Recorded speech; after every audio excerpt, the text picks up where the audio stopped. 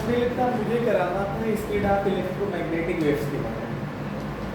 तो प्रूफ कराते हैं कि जो हमारे पास स्पीड ऑफ इलेक्ट्रोमैग्नेटिक वेव्स होगी जाकर के वो सी की वैल्यू जो है ई नाट और पी नाट का जो है वो रेशियो है। मतलब ई नाट की वैल्यू जो है वो सी इंटू बी नाट के बराबर है। ये प्रूफ कराना है, ठीक। तो हम लोगों को पता है कि हमारे पास जो कोई भी इलेक्ट्रोमैग्नेटिक वेव होगी जाकर के इलेक्ट्रोमैग्नेटिक वेव में टाइम वेरिंग इलेक्ट्रिक फील्ड और magnetic field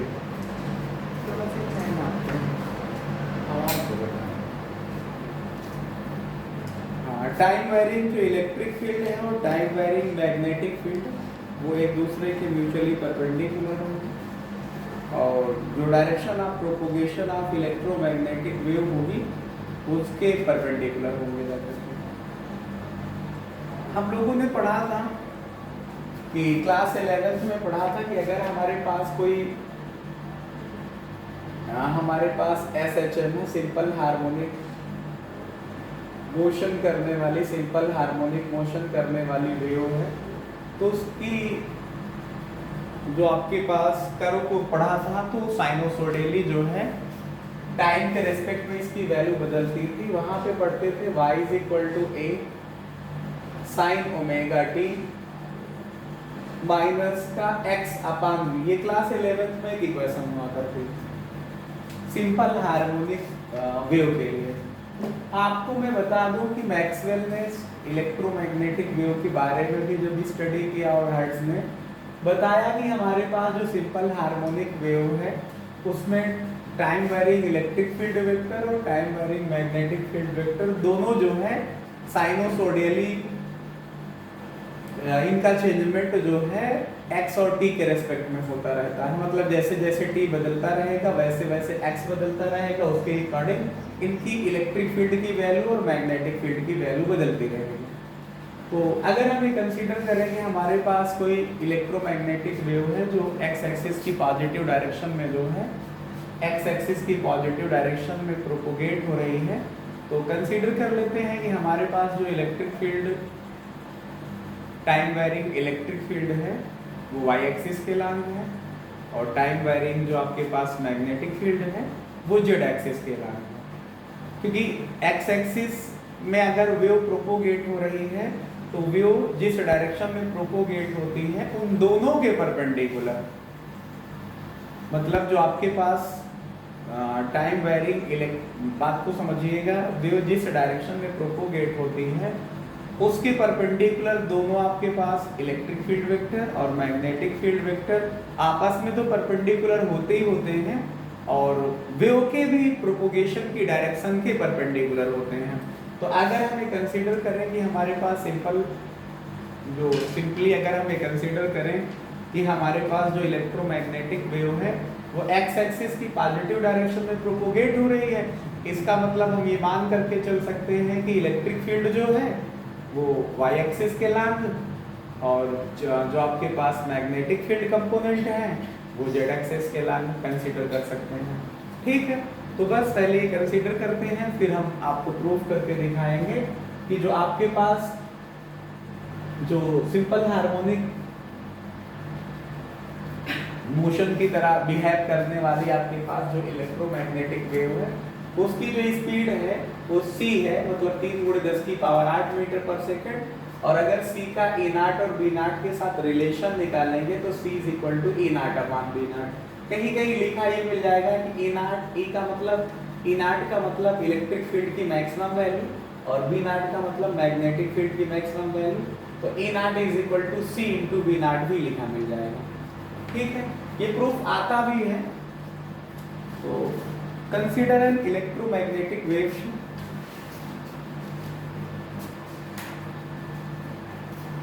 consider an electromagnetic waves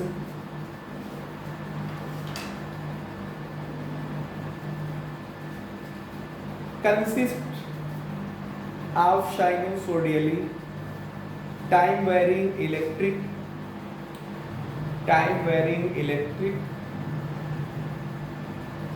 and magnetic field acting at right angle to each other. Also consider time varying electric field and magnetic field are along y-axis and z-axis respectively.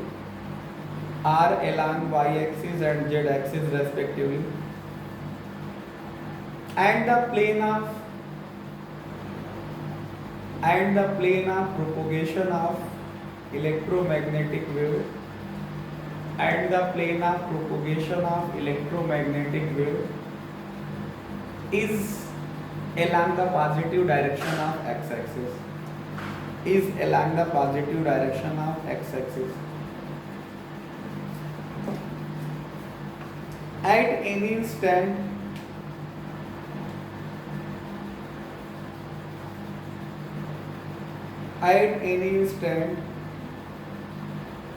the value of electric and magnetic field, at any instant, the value of electric and magnetic field at a distance x from origin,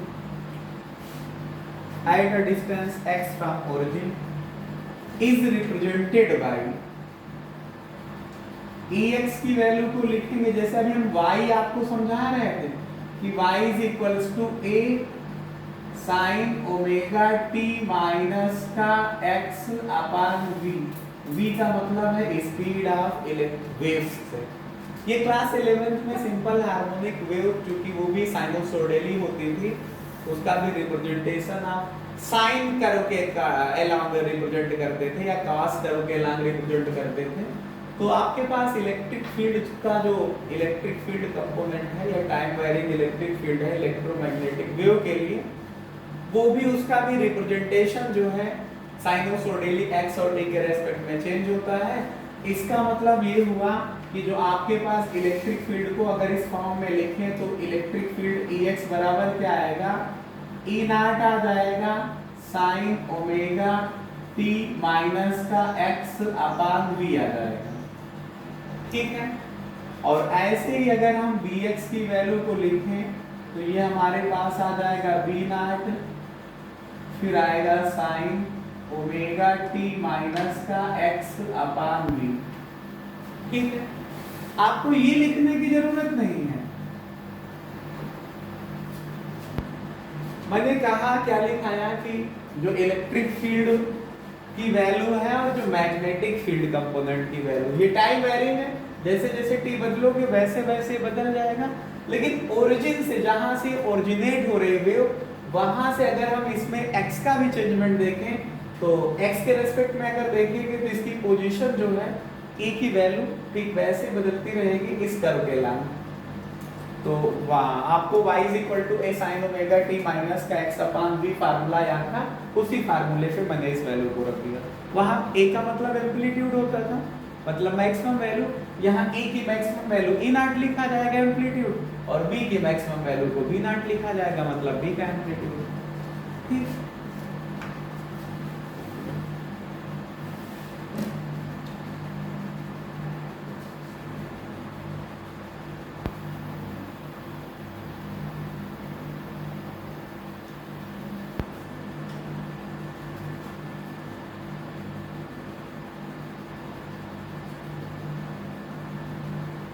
लिखो here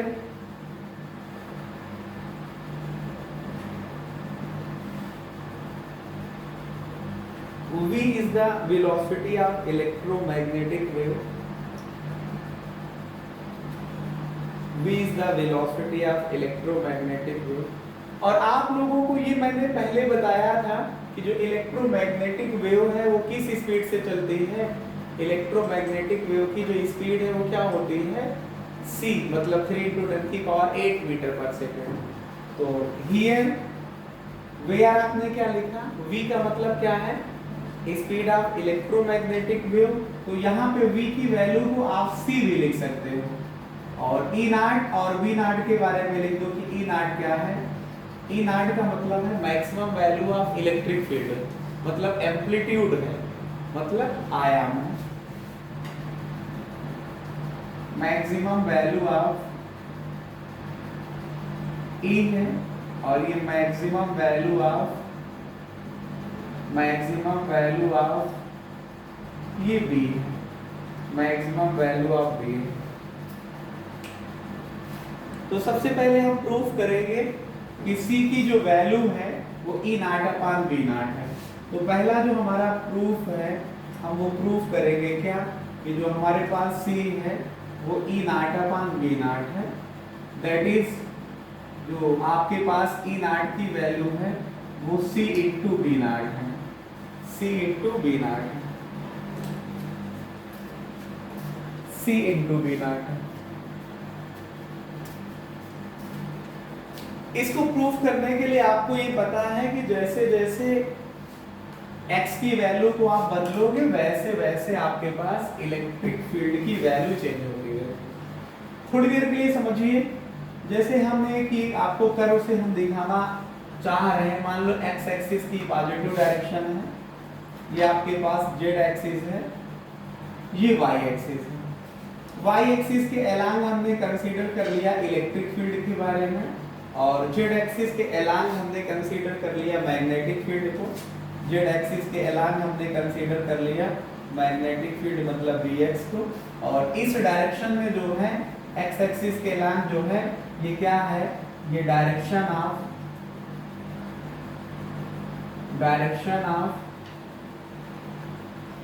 propagation of wave है, direction of propagation of electromagnetic wave है। मतलब इस direction में जो आपके पास electromagnetic wave move करेगी जाकर के प्रोपोगेट होगी। ये बात आपने कंसीडरेशन में किया देखा। जैसे मान लेते हैं कि आपके पास वेव यहाँ से ओरिजिनेट होती है, ओरिजिन से आपके पास इलेक्ट्रोमैग्नेटिक वेव ओरिजिनेट होती का मतलब शुरुआत वहां से होती है ना। जैसे मान लेते हैं कि कोई t टाइम के बाद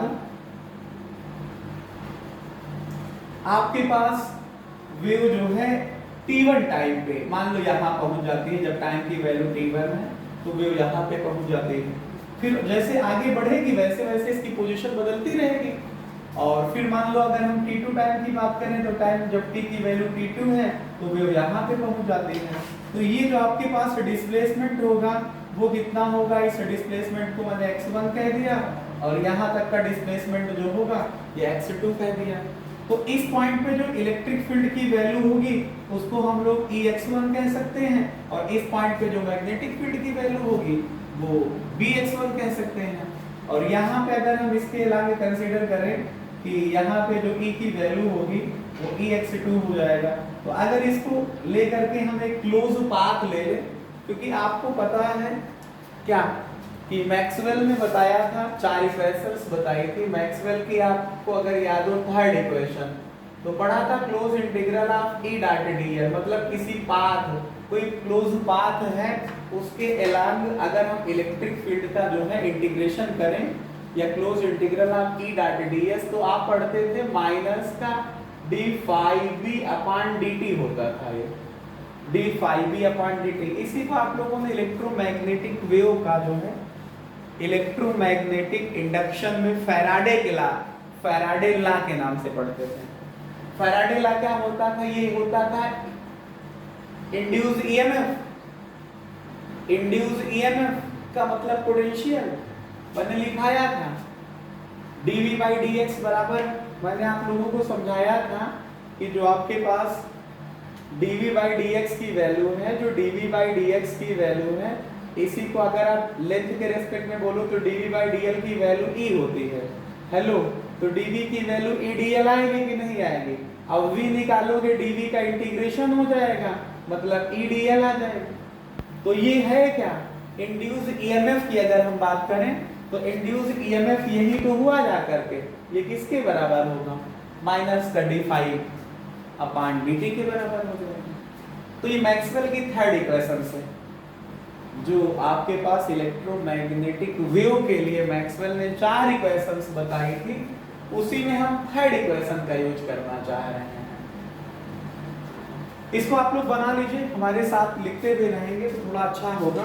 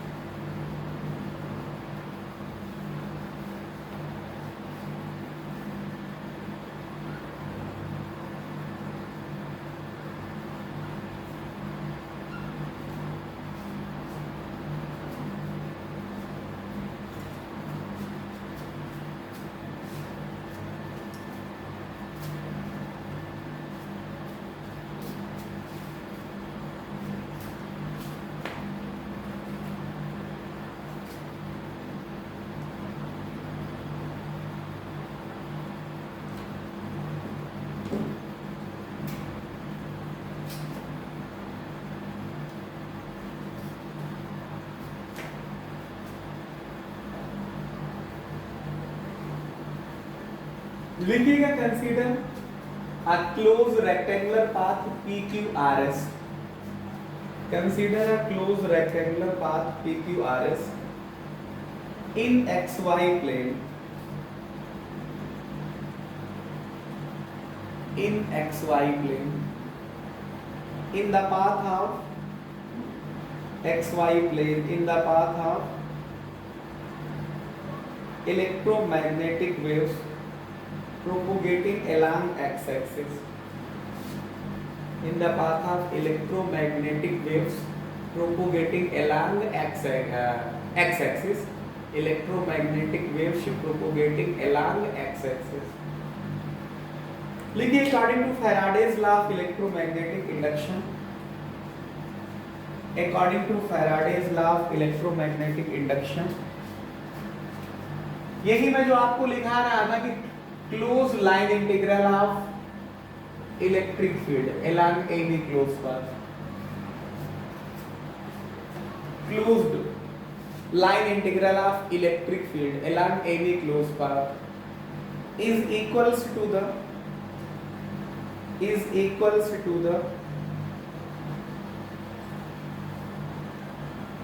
rate of change of magnetic flux through the area enclosed by the path, through the area enclosed by the path,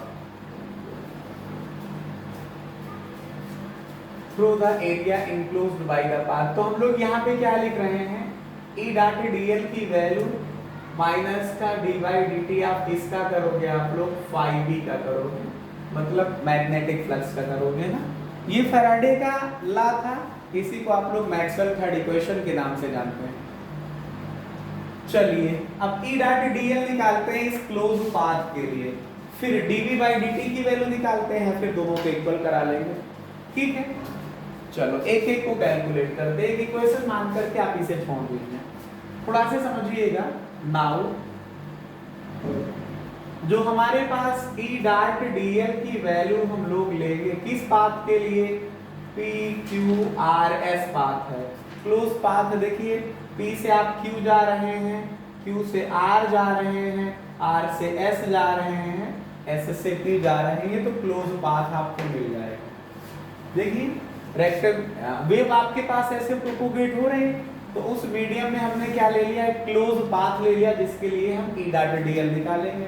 तो E डॉट dl की वैल्यू d by dt आप फाई b के बराबर आएगी। इसी relation से हम E और B को एक रिलेशन से स्टेबलाइज कर सकते हैं, और हमें चाहिए क्या यहाँ पे, E नॉट और B नॉट का रिलेशन चाहिए कि नहीं, तो E नॉट और B नॉट मतलब E और B को कनेक्ट करने की यही तो इक्वेशन है। अब तुम कहोगे सर ये कैसे मान लिया जाए, आपको याद होगा हम आपको एक तरह से बताते चलते हैं। E डॉट ds की वैल्यू आप पढ़ते थे 1/ε0 into total charge enclosed by the Gaussian surface. Gauss law in electrostatics पढ़ते थे, यहाँ पे इलेक्ट्रिक फील्ड है तो मैग्नेटिक फील्ड का कहीं जिक्र नहीं होता। फिर आप पढ़ते थे close integral of B dot ds की वैल्यू 0 होती थी, close integral of B dot ds की वैल्यू 0 होती थी।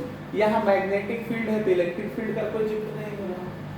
एक इक्वेशन और आप पढ़ते थे फैराडे, आप पढ़ते थे कि क्लोज इंटीग्रल ऑफ जो आपके पास B डॉट dl की वैल्यू होगी mu naught times of the total charge, total current feeding the surface IC plus ID पढ़ते थे। इसमें आपके पास मैग्नेटिक फील्ड है, करंट है, कहीं इलेक्ट्रिक फील्ड का जिक्र नहीं हो पा रहा है। लेकिन एक जो आपके पास Faraday law of electromagnetic induction है, जो आप पढ़ते थे क्या कि इंड्यूस EMF E चाहे लिखो या इसी को close integral of E dot dl लिखा जाता है। ये होता था माइनस का dy dt ऑफ फाई के बराबर, मैग्नेटिक फ्लक्स के बराबर। यह क्योंकि मैग्नेटिक और इलेक्ट्रिक फील्ड दोनों की बात की जा रही, तो फाई तो फ्लक्स है, लेकिन किसका फ्लक्स है, मैग्नेटिक फ्लक्स है, इस वजह से छोटा सा यहाँ b लिख दिया जाता है कि आप कंफ्यूज ना हो। ठीक है, तो यही एक रिलेशन है जो बताता है इलेक्ट्रिक फील्ड और मैग्नेटिक फील्ड के बारे में, एक साथ रिलेट करता है। इस वजह से हमने किसका यूज किया है, इस इक्वेशन का यूज किया है, Faraday's law of electromagnetic induction का यूज किया है, या मैक्सवेल्स थर्ड इक्वेशन का यूज किया है। तो ये बात समझ में आ गई होगी मैंने थर्ड इक्वेशन क्यों लगाई आप लोगों के लिए। देखिए close integral of E dot dl, यहाँ क्लोज पाथ बता दिया P Q R S, S से फिर P चले जाना। इस पाथ को अगर आप ब्रेक करो, क्यों ब्रेक करेंगे, क्योंकि यहां से लेकर के आप इस पाथ के किसी पॉइंट पे चलोगे तो इलेक्ट्रिक फील्ड की वैल्यू बदलती है। क्यों? आपने पढ़ा है कि इलेक्ट्रिक फील्ड की वैल्यू जिस पॉइंट पे वेव ओरिजिनेट हो रही है वहां से x डिस्टेंस पे t टाइम के बाद जो इलेक्ट्रिक फील्ड इंटेंसिटी की वैल्यू होगी वो इस रिलेशन के द्वारा निकाला जाएगा, E is equal to E not sine omega t minus x upon v से। तो बताइए यहाँ पे x की वैल्यू अलग है, यहाँ पे अलग है, वेव की यहाँ से यहाँ तक आने में टाइम भी चेंज हो जाएगा। तो जब ये सब वैल्यू चेंज हो जाएगी तो फिर P से लेकर के Q R और S के बीच में जो इलेक्ट्रिक फील्ड की वैल्यू है अलग अलग पॉइंट के लिए अलग अलग होगी। इस वजह से हमने किया क्या, इनके पाथ के अलावा हमने इनको तोड़ना उचित समझा। पाथ देखिए कहां से, पहले चलो P से Q चला जाए। P से Q के लिए E डॉट dl निकाल लेंगे हम, E डॉट dl। फिर कहां से चलोगे भाई, Q से R चलो, क्लोज करना है पूरे पाथ को, Q से R चलते हैं, ये E डॉट dl। फिर कहां से, R से S चलते हैं, E डॉट dl, और फिर हम S से P चलते हैं, E डॉट dl। इसमें कोई सख्त समस्या सवाल हो इतने में तो आप पूछ सकते हैं। ये सेकंड इक्वेशन मैंने मान लिया, ठीक है। थोड़ा सा समझिए, अभी लिखने का प्रयास आप लोग मत करिएगा, अभी मैं समझा रहा हूँ समझ लीजिए, उसके बाद लिखते रहिएगा। देखिए जब आप P से Q जाएंगे तो dl की डायरेक्शन क्या हुई, P से Q, आपका dl इस डायरेक्शन में होगा। इलेक्ट्रिक फील्ड की डायरेक्शन y एक्सिस के अलग है, ऐसे है, इन दोनों के बीच का एंगल 90 डिग्री आएगा। चाहे आप P से Q के केस में देखें, चाहे R से S के केस में देखें। R से S के केस में आपके पास dl इस डायरेक्शन में हो जाएगा होगा, और इलेक्ट्रिक फील्ड ऐसे होगी, y एक्सिस की पॉजिटिव डायरेक्शन में होगी। तो इन दोनों केस में E और dl के बीच का एंगल कितने डिग्री का होगा, 90 डिग्री का होगा। इस वजह से E डॉट dl की वैल्यू 0 आ जाएगी। सिंस, अब इस बात को हमें लिखना है, सिंस चूंकि कि क्या, फार path P to Q and R to S, P to Q and R to S, E vector E and dl are perpendicular to each other, एक दूसरे के परपेंडिकुलर हैं। इसका मतलब होगा E डॉट dl की वैल्यू क्या होगी, 0 के बराबर। क्यों, E डॉट dl का मतलब आएगा E dl कास और इनके बीच का एंगल परपेंडिकुलर होने की वजह से 90 डिग्री का एंगल, और ये दोनों रिजल्ट क्या हो जाएंगे, 0 के बराबर। तो किस पाथ के लिए, P से Q के लिए ये रिजल्ट 0 हो जाएगा, और R से S के लिए ये रिजल्ट 0 हो जाएगा। बात समझ रहे होंगे आप लोग मेरी। नाउ तो ये आपके पास इक्वेशन सेकंड में, इसको रख देते हैं चल के, इक्वेशन सेकंड में इसको रख देते हैं चल के, ये बीमारी नहीं जाएगी इसकी।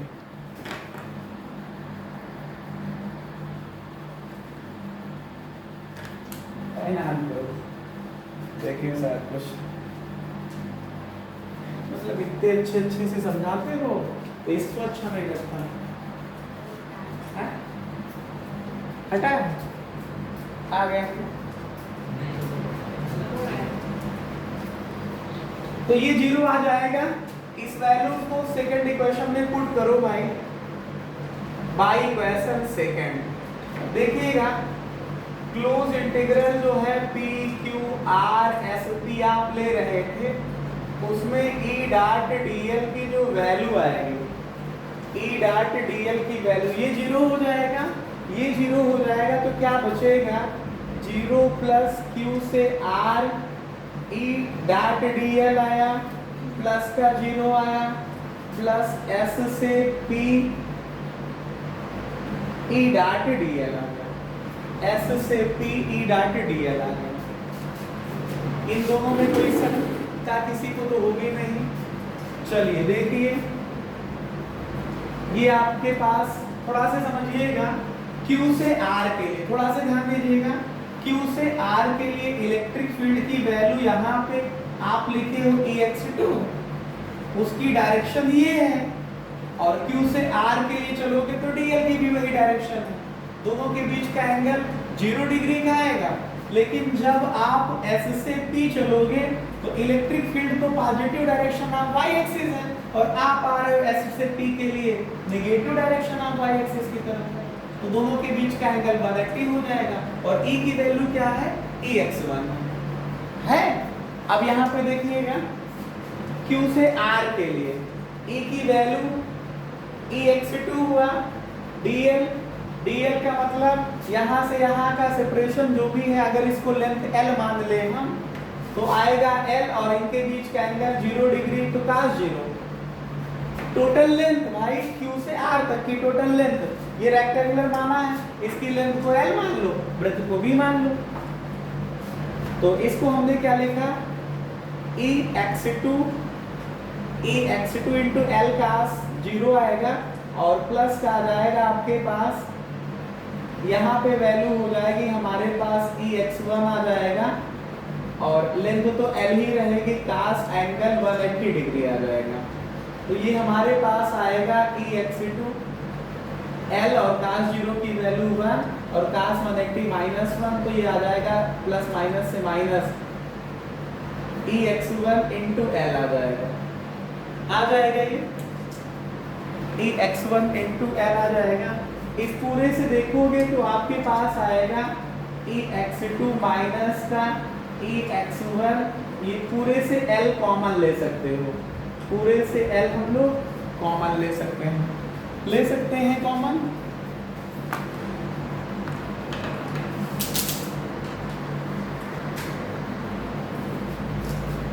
तो देखो अब हम करें क्या, इसको मैं हटा रहा हूं यहां से, जो आपके पास रिजल्ट आया है उस रिजल्ट पे केवल फोकस करिएगा। रिजल्ट क्या आया था, जो क्लोज इंटीग्रल आया था PQRSP पाथ के लिए E डॉट DL की वैल्यू ये कितना आया था, L इंटू EX2 माइनस का EX1, ये आया था। ये आया इक्वल्स टू कितना आया, ये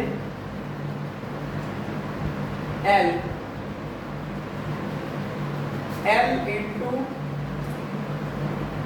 EX2 की वैल्यू देखिए, EX ही पता है, यहां से आप X की वैल्यू को X2 रख दीजिए तो आएगा E not sine omega t minus का x2 अपान v।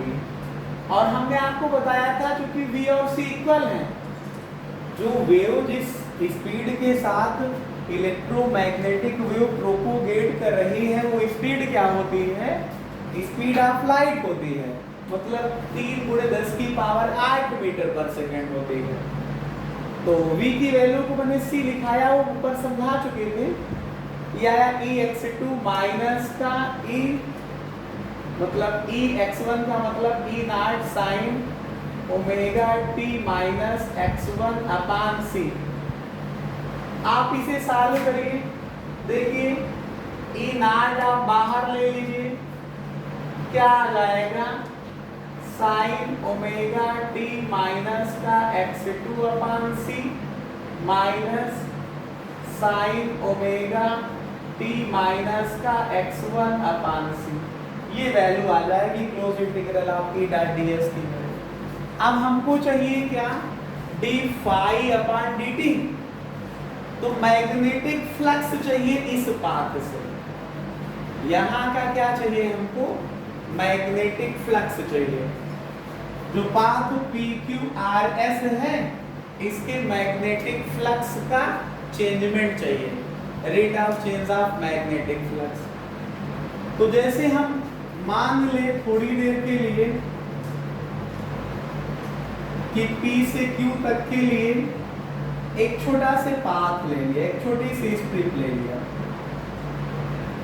यहाँ पे x की वैल्यू x है, x का मतलब ओरिजिन से यहाँ तक का सेपरेशन x है, और वो टाइम जो है, टाइम की वैल्यू क्या है, ये x है, और टाइम की वैल्यू यहाँ पे क्या है, t की वैल्यू t हमने मान लिया। ठीक है, ये थोड़ा सा फिगर में आप लोग संशोधित कर लीजिएगा। लिखिएगा to find the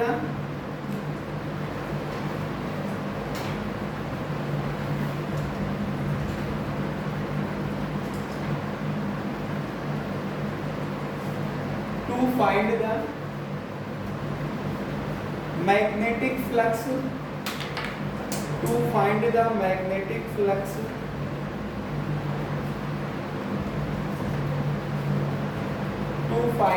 magnetic flux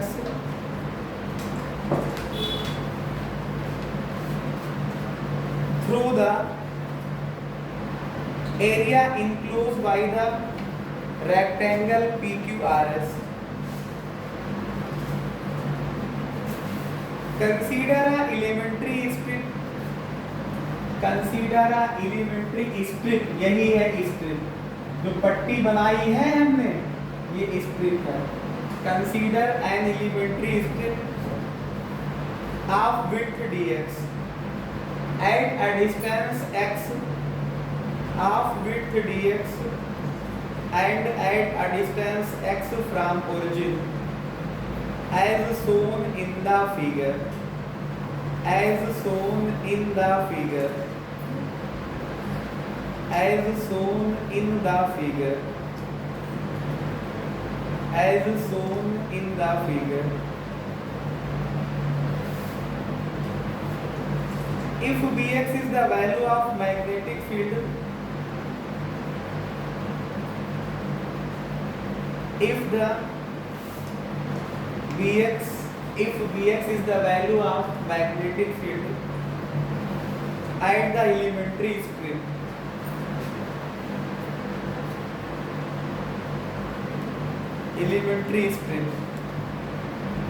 then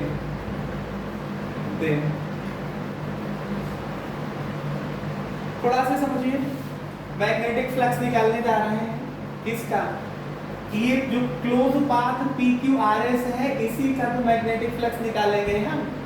देखिए,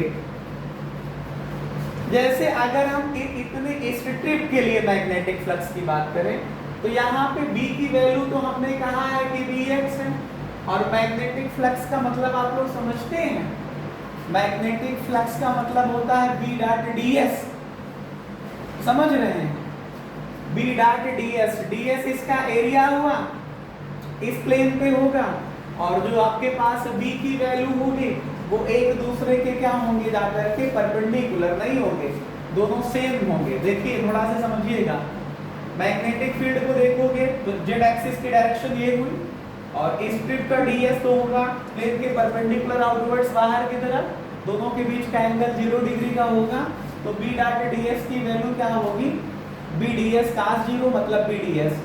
अब इस ds का मतलब इस स्ट्रिप का एरिया, स्ट्रिप का एरिया, इसकी अगर थिकनेस, स्ट्रिप की थिकनेस को हम dx मान ले तो L dx जो होगा वो ds का काम करेगा, मतलब स्ट्रिप के एरिया का काम करेगा।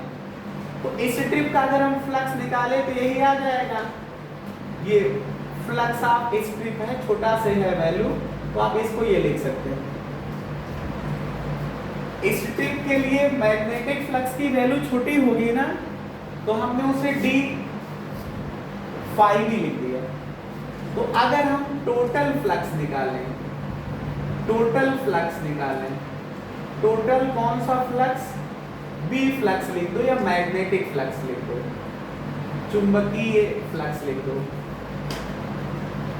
टोटल फ्लक्स निकालें तो क्या आएगा बताइए, जो आपके पास आपने जो d फाई बी निकाला है, इसी को इंटीग्रेट करना पड़ेगा क्योंकि b की वैल्यू यहाँ से यहाँ तक बदल जाएगी। कहाँ से कहाँ तक? x की वैल्यू x1 से x की वैल्यू x2 तक फाई बदल जाएगा। देखिए x1 से लेकर के x2 तक। और आप लोगों को पता होगा कि जब छोटे छोटे पार्ट के लिए वैल्यू आप निकालते हैं तो पूरे के लिए निकालने का मतलब इन पार्टों का समेशन करना होता है, और कंटीन्यूअस समेशन का मतलब इंटीग्रेशन करना होता है। तो हमने इसको इंटीग्रेट कर दिया कहाँ से कहाँ तक? x की वैल्यू x1 से x की वैल्यू x2 तक। ये फाई बी आपको पता है ये कितना है? bx l dx है। ये x1 से x2 तक bx की वैल्यू आप लोग बताएंगे हमें। ये देखिए bx की वैल्यू ये आपके पास लिखी हुई है, क्या है? ये है हमारे पास b not sine omega T minus का x अपान v इंटू, ये देखिए bx हमने लिखा है खाली ये वैल्यू, इंटू कितना? l आगे dx। अगर आप लोग देखोगे तो b नॉट और l कांस्टेंट है, इनको मैंने बाहर ले लिया तो लिमिट x1 से x2 तक साइन, अगर मल्टीप्लाई करो तो ओमेगा टी माइनस ओमेगा अपान v इंटू एक्स dx। आप लोगों को मैंने इंटीग्रेशन में कुछ छोटी मोटी बातें बता रखी हैं। मैंने एक बार बताया था कि जैसे आप साइन ax का इंटीग्रेशन करते हो, x वेरिएबल है x के रेस्पेक्ट में, तो साइन ax का इंटीग्रेशन करते हो तो माइनस का cos ax आता है, और x के रेस्पेक्ट में इंटीग्रेट हो रहा ना तो x का कोएफिशिएंट डिवीजन में आ जाता है। ये बात मैंने बताई थी, तो वही तो यहाँ पे हो रहा है। यहाँ x के रेस्पेक्ट में इंटीग्रेट हो रहा तो x का कोएफिशिएंट क्या है? माइनस का ओमेगा अपान v। v लिखो, चाहे यहाँ पे आप लोगों ने v को c लिख रखा है तो ओमेगा अपान c लिख सकते हो, ठीक है। तो इसके हिसाब से अगर आप इसे सॉल्व करोगे तो भाई कितना आ जाएगा? b नॉट l आ जाएगा। साइन का इंटीग्रेशन क्या आएगा? माइनस में कॉस क्या? ओमेगा टी माइनस का ओमेगा अपान सी इंटू एक्स, टोटल अपान इसका कोएफिशिएंट डिवीजन में, तो कोएफिशिएंट क्या है? माइनस का ओमेगा अपान सी, ये डिवीजन में लिमिट x1 से x2 तक। ये जो फार्मूला आपने लगाया है उसको साइड में लिख लेना, ठीक है।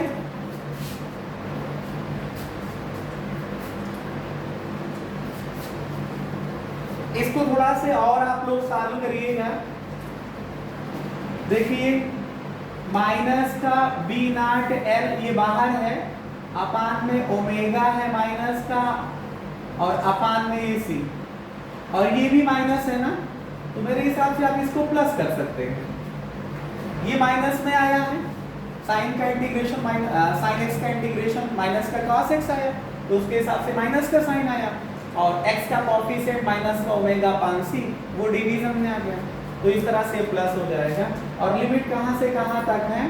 cos ओमेगा t माइनस का ओमेगा x अपान सी, इसमें वैल्यू x1 से x2 तक आप रखेंगे।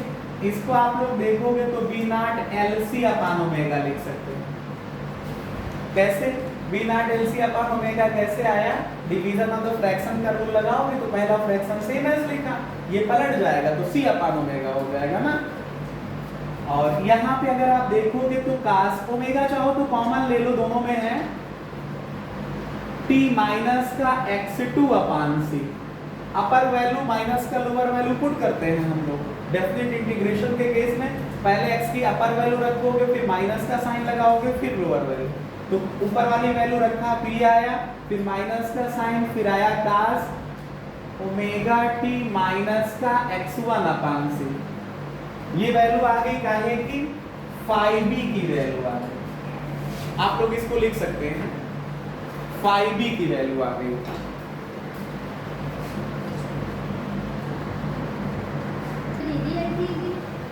दीदी चलो ठीक है, फिर हम लोग इसको सॉल्व आउट और करते हैं। तो देखिए हमारे पास जो फर्स्ट इक्वेशन हमने बनाई थी आप लोगों के लिए, वहां पे लिखा था close integral of E dot DL की वैल्यू माइनस का D phi B upon dt। तो ई डॉट डीएल निकाल लिया था, फाइव निकाल लिया। अब इसको डिफरेंशिएट कर दो टाइम के रेस्पेक्ट में, तो D phi B upon dt निकल आएगा। समझ गए?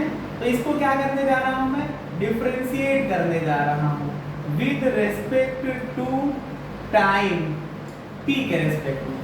यहाँ पे मैं लिखने जा रहा हूँ, थोड़ा सा स्पेस उधर कम, इधर मैं यूज करने जा रहा हूँ D phi upon D T. यहाँ पे फाई कौन सा है, बी वाला, मतलब मैग्नेटिक का है, तो d phi B upon D t. Constant है B naught L C upon omega, ये कांस्टेंट है, ये पढ़ा रहेगा। ये कास का जो डिफरेंशिएशन होता है कास थीटा का, वो माइनस का साइन थीटा होता है, तो कास टी का माइनस साइन टी होता है। लेकिन कास ए एक्स का होगा तो माइनस का साइन ए एक्स होगा, और इंटीग्रेशन में एक्स का कॉफिशिएंट डिवीजन में जाता है और डिफरेंशिएशन में एक्स का कॉफिशिएंट मल्टीप्लिकेशन में जाता है।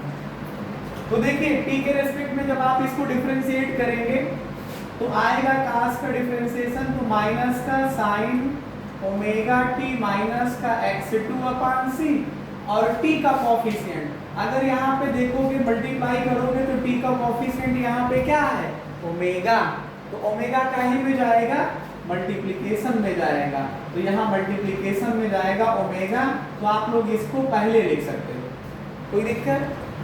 फिर ये आएगा माइनस का साइन, फिर कास का डिफरेंशिएशन वही करोगे तो माइनस आएगा, और माइनस पहले से लगा है तो प्लस हो जाएगा, होगा प्लस, कितना आएगा, कितना आ जाएगा ये हमारे पास, ये प्लस आ जाएगा, कितना आ जाएगा, साइन ओमेगा टी माइनस का x1 अपॉन सी, ये ब्रैकेट क्लोज, और t का कोएफिशिएंट ओमेगा, ये मल्टीप्लिकेशन में आ जाएगा। इस पूरे से ओमेगा कॉमन ले लो, तो B naught L C upon omega into omega, ये आएगा माइनस का साइन ओमेगा टी माइनस का x2 अपॉन सी, और प्लस का आ जाएगा साइन ओमेगा टी माइनस का x1 अपॉन सी। ये बात समझ पा रहे हैं, ये आपके पास आ जाएगा, ये देखिए ओमेगा कॉमन लेने के बाद ये रिजल्ट बचेगा। अब आप ओमेगा से ओमेगा कैंसिल कर दीजिए, ये काहे की वैल्यू है, D phi B upon D T की वैल्यू। अब यहाँ से अगर हम माइनस का D phi B upon D T का जिक्र करेंगे तो माइनस से पूरे को मल्टीप्लाई करना पड़ेगा, तो आ जाएगा बी नॉट एल सी, ये आपका प्लस में हो जाएगा और ये माइनस में हो जाएगा, माइनस में है ना ये, तो प्लस में हो जाएगा, तो साइन ओमेगा टी माइनस का x2 अपॉन सी, और ये माइनस में आ जाएगा साइन ओमेगा टी माइनस का x1 अपॉन सी। ठीक है, अब आप देखिए पहली इक्वेशन को, अब आप लोग देखिएगा पहली इक्वेशन जो आप लोगों ने लिखी थी उसका जिक्र करता हूं नाउ। बाय इक्वेशन फर्स्ट थोड़ा सा समझिएगा, आप लिख रहे थे कि close integral of E dot DL बराबर माइनस का D by D T of किसका, फ्लक्स का, वो भी मैग्नेटिक फ्लक्स का। इसकी वैल्यू आप लोगों ने निकाला है, इसकी वैल्यू निकाला है ई नॉट एल इनटू में कितना, साइन ओमेगा टी माइनस का x2 अपॉन सी माइनस का साइन ओमेगा टी माइनस का x1 अपॉन सी, ये वैल्यू थी ई dot DL, close integral of E dot DL की वैल्यू देखिए,